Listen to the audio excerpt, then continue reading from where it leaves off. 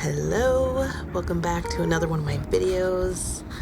It is a beautiful snowy morning in Vancouver. The world has basically shut down. All the schools are closed, so we're having a little art day with my assistant Hannah. And today we're going to be talking all about Momigami. So without further ado, let's get into it. That looks so cool. I love that color, Hannah.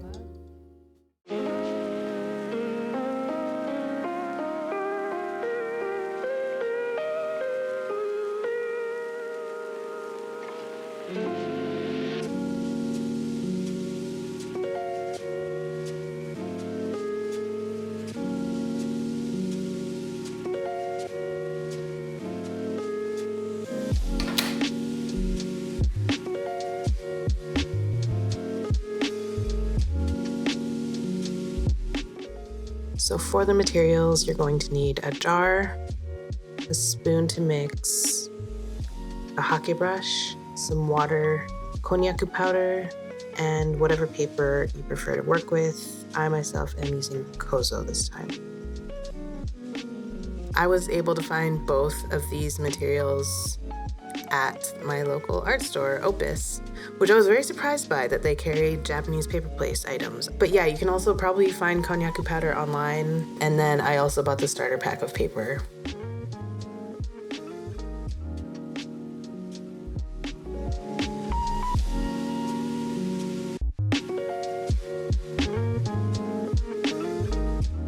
So to begin, we mix the starch. I'm using a 1/4 teaspoon of konjaku starch to 1 cup of cold water. And what I did is added the starch into the glass, put a little bit of water, mixed it in, and slowly did that until all the water was in the glass. Just to prevent clumps, because it is a starch and it turns into a jelly substance quite quickly. If you just dump the water in at once, it could congeal in one clump and then it's harder to get a smooth texture. So you just want to add in the water slowly. And I mixed it for about 30 minutes. And then after the 30 minutes, I let it sit for about 2 hours before I used it.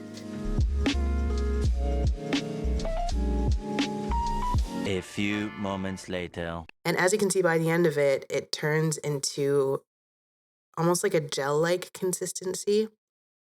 Somewhere in between full liquid and jello, I would say.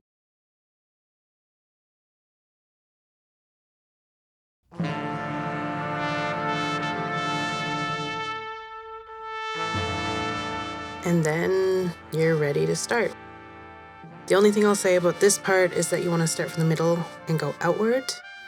And you also want to try not to use too much of the konjaku liquid. When kneading the paper, you also want to knead from the outside in to avoid tearing or ripping the paper. It is quite delicate, and especially because it's wet, it's even more delicate, so you just want to be really careful about this part.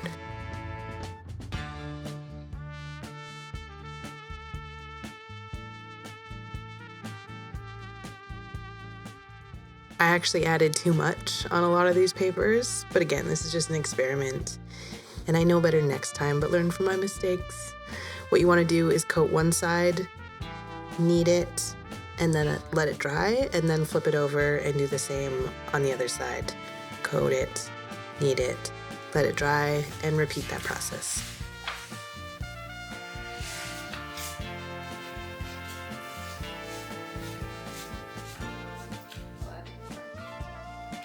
So what is Momigami?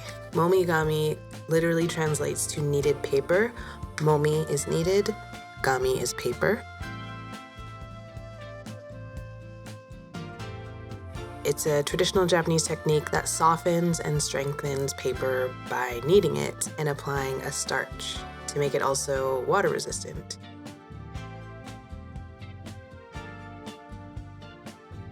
And historically, it's been used for bookbinding, calligraphy, also used for kamiko, which is paper clothing. And I find that very interesting because it was used in applications that here in the West we typically wouldn't think to use paper for, even for umbrellas, lanterns, things like that. And I find that Japanese have always had really interesting and innovative ways to transform paper.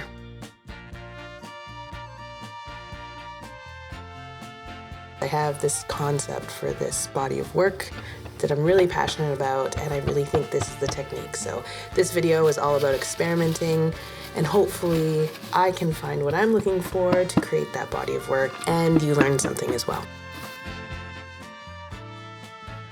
And that's it. I had a great time with this technique. I think the kneading of the paper, and it's almost therapeutic, the way it's so repetitive and you get to really use your hands and kind of just zone out while doing it. I thoroughly enjoyed that part of it. I really didn't have to use my brain in the same way, which was quite nice. I'll definitely be doing this more and I'm excited to do it more.